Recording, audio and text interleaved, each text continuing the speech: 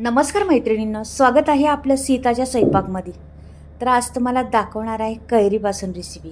कैरीपासून तुम्हाला सार बनवणार आहे. अगदी अप्रतिम सार, वाटीने प्यावं इतका छान होणार आहे. ह्या कैरीचा सार तुम्ही नक्कीच करून पहा एकदा.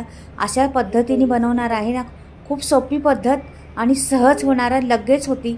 वेळ लागत नाही, काही नाही, कमी सामग्री लागते, जास्त काही लागत नाही. आता मी कैरी घेतलेली आहे, एक कैरी घेतलेली आहे तोतापुरी. तोतापुरी नाव आहे कैरीचं. कैरी घेतली, स्वच्छ धुवून घ्यायची कैरी पहिली.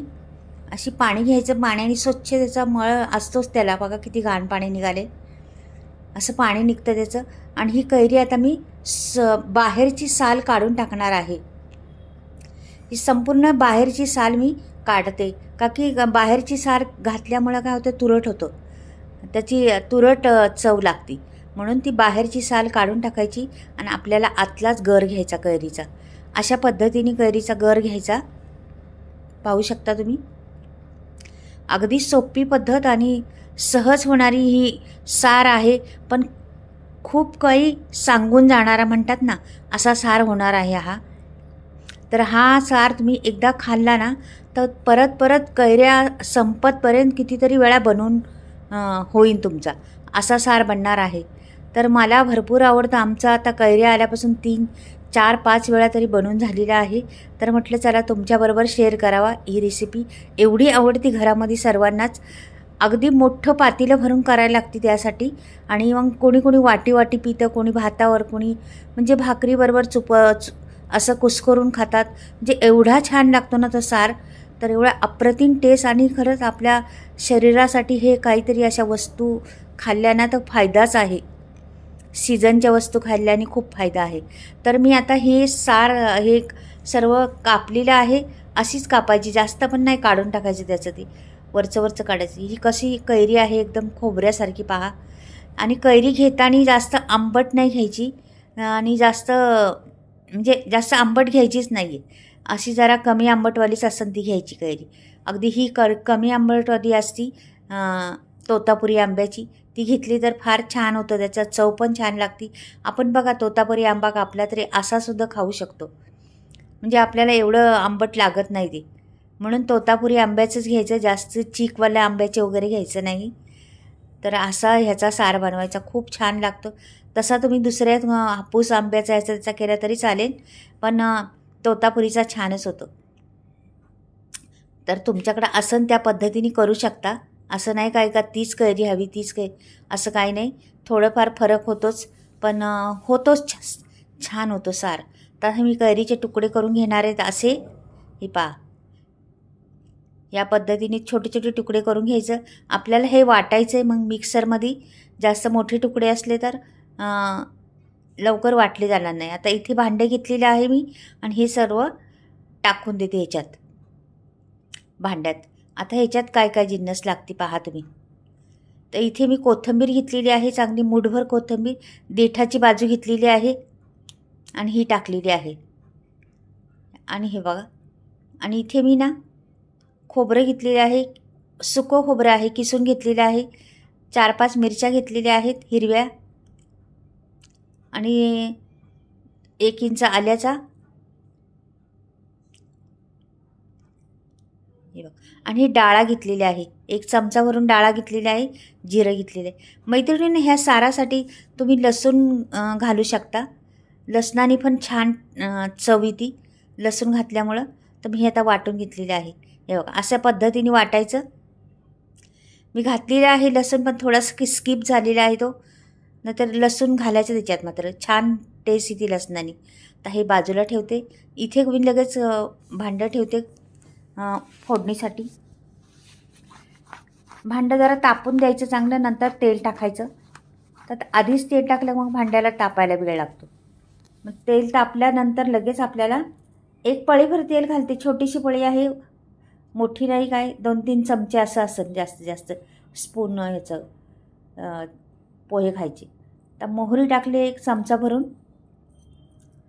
मोहरी फुलत यायला लागली का नंतर जिरं टाकायचं. थोडी बहुत फुलली, आता फुलत आलेली आहे. आता मी जिरं घालणार आहे बा. लगेच जिरं टाकायचं नाही, का की लवकर मोहरी फुलती आणि जिरं नंतर लवकर जिरं फुलतं आणि मोहरी उशिरा फुलते, म्हणून आधी मोहरी टाकून तिला थोडीशी वाजून द्यायची, नंतर जिरं टाकायचं. तर जिरं पण फुललेलं आहे. कढीपत्ता टाकते मी छान, आणि मी हे टाकते कोथिंबीर बी टाकून द्यायची आपल्याला त्याच्यात. हे बघा छान कोथिंबीर टाकलेली आहे, आणि थोडंसं खोबरं होतं सुक्कं, ते पण फोडणीला टाकलेलं आहे मी. हे बघा छान अशी फोडणी ह्याला छान बसली पाहिजे, तर मग छान टेस्ट येते आपल्या रेसिपीला. मेन गोष्ट, सगळ्यात गोष्ट मेन फोडणी आहे. हिंग टाकायचा अर्धा चमच्यापासून थोडासा कमी. हिंग टाकायचाच ह्या रेसिपीला.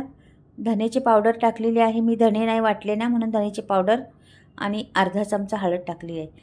हे एवढं टाकलेलं आहे, पुरेसं झालेलं आहे सर्व काय आपल्याला ह्या फोडणीसाठी.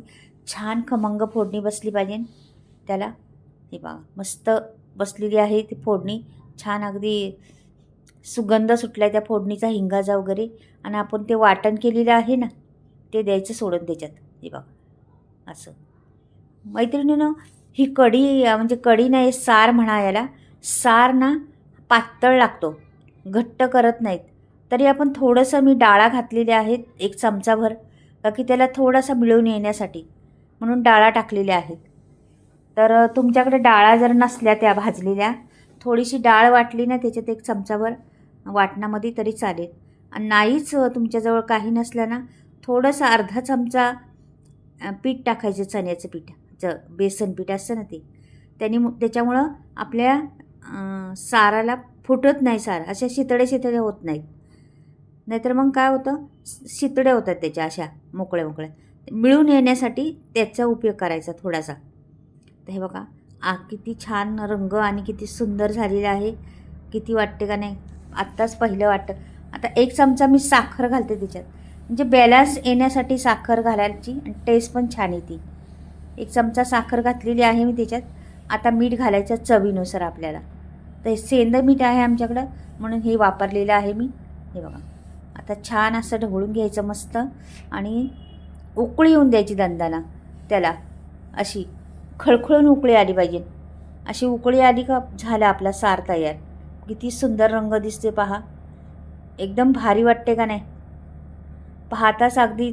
आणि ही आहे ना, तुम्ही असं वाटी वाटी पिऊ शकता. म्हणजे असं जेवायला बसलो ना, तशी वाटी भरून भरून द्यायची आणि प्यायला पण द्यायची. एवढी टेस्टी लागती, खूप जेवणाची तुमच्या रन्नतच वाढती. हा जर सार असला जेवणात तर फार अप्रतिम लागतो. भातावर झालं, भाकरीबरोबर, म्हणजे कशाबरोबर खाव, एवढा फार छान लागतो ना हा. तर नक्की करून पहा एकदा, आणि नाव काढसान माझं जर हा सार जर बनवला तुम्ही, एवढा छान लागतो. नक्कीच तुम्ही एकदा करून पहा, घरातल्यांना सर्वांना खायला द्या हा सार.